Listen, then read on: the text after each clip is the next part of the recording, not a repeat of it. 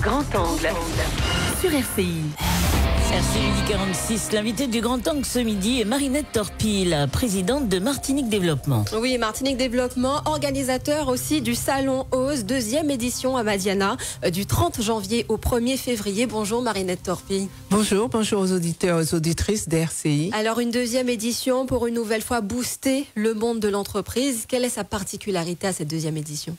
Alors cette 2e édition, c'est que nous avons voulu renforcer donc cet événement. De 2 jours, nous allons faire donc 3 jours de salon, de 8h30 à 20h, donc une amplitude horaire aussi assez exceptionnelle. Et puis, nous avons multiplié les conférences, les animations. Nous avons à peu près 150 conférences et animations, ateliers qui seront proposés, avec des thèmes très variés qui parlent de la vie de l'entreprise, dès l'amorçage jusqu'à sa création, en passant par son développement, l'entreprise en difficulté, la reprise-transmission, sur le numérique, sur l'innovation. Donc, tous les thèmes seront abordés. Autant d'éléments qui permettront aux jeunes d'entreprise de trouver tout ce qu'il y a en un seul lieu pour les inciter à y aller, mais aussi pour ceux qui sont déjà là, d'exceller. Tout à fait, tout à fait. Le public qu'on a souhaité, c'est vraiment le public des jeunes porteurs de projets. Généralement, on n'a pas trop de mal à les faire venir sous des événements comme ça. Par contre, le chef d'entreprise lui-même, des fois, est un peu réticent et puis il a toujours à faire. Donc, il se déplace pas toujours obligatoirement pour ce type d'événement. Et on veut lui dire de venir. On a travaillé, je dirais, vraiment des thèmes pour lui. Et puis, il y a quelques, je dirais, quelques animations cadeaux qu'on veut faire, qui sont par exemple la photo pro. Il y aura un photographe qui va sillonner le salon, qui pourra proposer donc à ceux qui veulent une photo qui sera vraiment une photo de professionnels qu'ils pourront après utiliser dans leur communication. Il y a aussi le pitch vidéo. On veut apprendre aux chefs d'entreprise qui n'ont pas l'habitude de pitcher, ce que savent très bien faire les jeunes, notamment quand ils présentent leur start-up, de venir pitcher. Il faut arriver à parler de votre entreprise et à savoir accrocher. Pitcher, pour ceux qui ne le savent pas, c'est vraiment mettre en lumière son entreprise. Oui, mais parler de son entreprise pendant 1 minute 30, quoi. Vous n'avez pas, comme moi j'aime faire, parler beaucoup pour expliquer. Non, non. Vous avez 1 minute 30 où vous devez accrocher. Donc, il y aura du coaching là-dessus et après, il y aura aussi des vidéos. Donc vraiment, ce sont des petits cadeaux. Sinon, il y a des conférences qui sont très intéressantes. Par exemple, la gastronomie est-elle un axe de développement touristique. J'ai aussi une conférence sur le codage. Et cette conférence aussi, je veux la souligner parce que c'est qu'elle va parler des écoles de codage. Donc, voir s'il y a vraiment une perspective plutôt de monter une école de codage. Le codage, c'est apprendre aux jeunes à coder, c'est-à-dire en fin de compte à programmer, mais surtout en termes d'application. Et il a été montré que dans les écoles de codage, ce sont notamment des jeunes qui sont éloignés de l'emploi, réussissent très bien dans ces métiers, des métiers numériques, qui après sont relativement bien payés, et vous pouvez travailler par exemple à la Martinique alors que vous travaillez pour des entreprises qui se trouvent en France ou ailleurs. Donc c'est vraiment une opportunité d'emploi que nous voulons expérimenter, regarder et faire en sorte que des jeunes s'y intéressent ou d'autres personnes, quelles que soient. Donc, il y a vraiment de tout au niveau de ce salon. Et est-ce que les thèmes ont été choisis par rapport à un constat particulier local ? Alors, il y a le thème principal, qui est la transformation numérique des entreprises, a été choisi. Au cœur oui, c'est vraiment au cœur parce que c'est vraiment une cause nationale. Les entreprises n'utilisent pas suffisamment toutes les technologies, tout l'équipement numérique qu'il faut pour pouvoir développer leur production, fabrication, ou ça peut être aussi leur organisation. Donc là, il faut arriver à les sensibiliser dessus. Et il y a tout un programme national que nous allons décliner. Et en plus de ça, au niveau de la CTM, nous avons complété ce programme national pour vraiment accompagner l'entreprise à faire un audit, faire un diagnostic et ensuite l'accompagner dans l'investissement qu'il devrait faire pour pouvoir remplir véritablement son les préconisations de l'audit, lui préconisant un changement d'équipement ou un nouveau matériel ou autre chose de ce genre. Alors ça, c'est surtout pour le numérique, mais pour des thèmes, par exemple, entreprises et associations, passer du sponsoring à la coopération économique, c'est un thème qui est arrivé comment, qui a été choisi, pourquoi?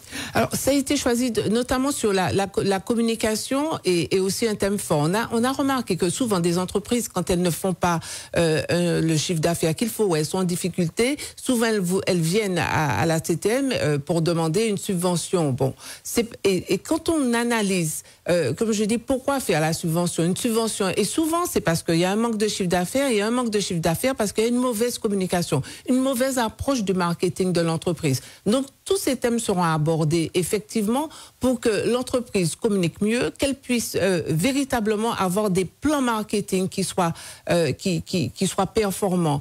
Donc, et c'est pour ça que je dis au chef d'entreprise, pas obligatoirement le porteur de projet, il y a de quoi pour lui, mais le chef d'entreprise, pour qu'il améliore son exploitation, pour qu'il puisse mieux se développer ou bien des fois se diversifier, il y a vraiment de quoi entendre en conférence ou en animation.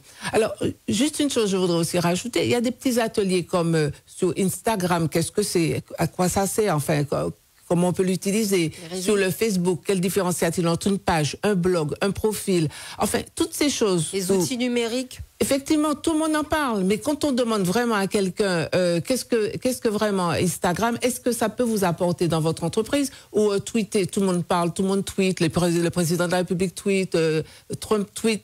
Alors, est-ce que c'est pas bien aussi pour un chef d'entreprise de tweeter? Donc, vous voyez, toutes ces notions sont abordées dans des ateliers. Donc, il y a vraiment, je dirais, sur tous ces sujets, le chef d'entreprise a de quoi, je dirais, regarder et aussi apprendre et être sensibilisé. Avec des experts qui seront là, ils pourront échanger directement avec eux sur un problème, une difficulté particulière qu'ils ont au quotidien ou... Tout à fait. Et alors, il y aura des experts, il y a des rendez-vous d'experts, aussi bien donc avec les experts comptables, avec les avocats. Nous avons aussi invité donc la CGSS pour l'URSSAF, enfin le problème des charges des entreprises sera présente, la CAF. Vous avez les services de l'État, les impôts, les douanes, enfin tous ces services qui sont autour de l'entreprise seront présents. Naturellement, les chambres consulaires, la chambre des métiers et de l'artisanat, tout comme la chambre de commerce. Vous avez aussi donc les EPCI, c'est-à-dire CACEM, Espace Sud et Cap Nord, qui accompagnent l'entreprise puisqu'elles ont la compétence développement économique sur leur territoire. Elles seront là aussi également. Alors, le monde de l'entreprise, vous le disiez à l'instant, n'est pas toujours facile, hein, qu'on soit jeune entrepreneur, qu'on soit chef d'entreprise depuis de nombreuses années. Qu'est-ce qu'il manque, selon vous, pour essayer d'accélérer, de booster encore, de faire en sorte que le chef d'entreprise se sente peut-être plus à l'aise, même financièrement, au niveau des aides, par exemple, au niveau des banques? Alors, moi, je regarde aujourd'hui, au niveau de la CTM, nous avons vraiment des dispositifs qui couvrent tout l'État, qui couvre tout le champ de l'entreprise à toutes les étapes. Ce qui manque, c'est que souvent, je dirais, le chef d'entreprise n'a pas la bonne méthode ou n'a pas le bon processus ou la bonne procédure pour pouvoir monter son affaire et ensuite la développer. Des fois, pour monter une entreprise, on pense qu'il suffit d'avoir le financement. Le financement arrive au bout de la chaîne.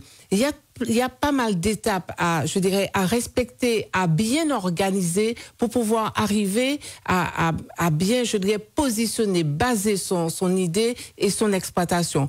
Or, souvent, on part un peu dans tous les sens, on cherche des aides à droite, à gauche, on essaie un petit peu, comme on dit chez nous, un petit peu de choquer à gauche, à droite, et ça ne va pas. Et on se retrouve on est les champions de la création, on est l'un des territoires français qui créent le plus d'entreprises, mais aussi après, on devient les champions de la fin des entreprises en moins de 3 ans. Donc, il y a vraiment du problème de méthode en termes d'accompagnement, aussi bien financier que de l'accompagnement de conseil. Il y a aujourd'hui des acteurs économiques qu'au niveau de marketing développement, nous allons bien coordonner donc cette offre en mettant en place un réseau d'accompagnateurs qui sera très visible et lisible pour les chefs d'entreprise et les porteurs de projets.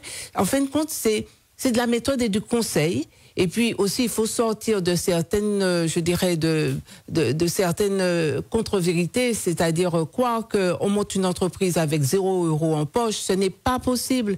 Il y a de toutes les façons croire que pour arriver, on va arriver à monter une entreprise sans, je dirais, sans faire d'efforts, sans avoir des sueurs froides, sans ne pas dormir le soir, sans ne pas se...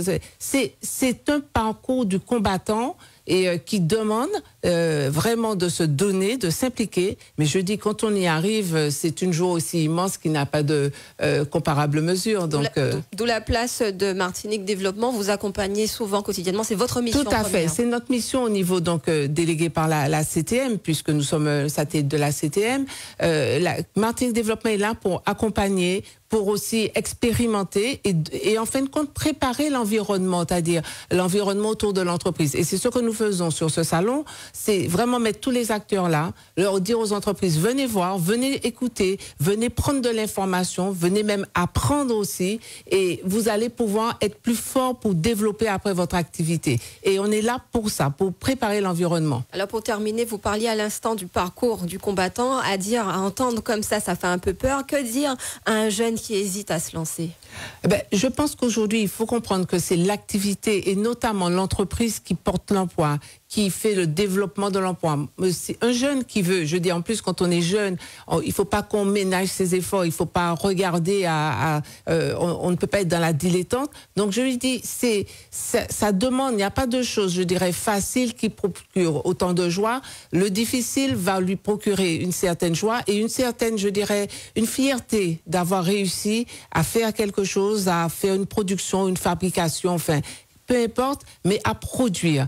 Et là, cette fierté, il pourra vraiment dire qu'il a travaillé pour son pays. Parce que monter une entreprise et développer, c'est une chose. Faire de l'emploi derrière, c'est une deuxième chose, une deuxième mission que nous devons pour pouvoir développer notre pays. Merci beaucoup, Marinette Torpil, d'avoir répondu à notre invitation. On rappelle les dates 30, 31 et 1er février. 30 janvier, 31 janvier, 1er février. Et 1er février à Madiana, au Palais des Congrès de Madiana.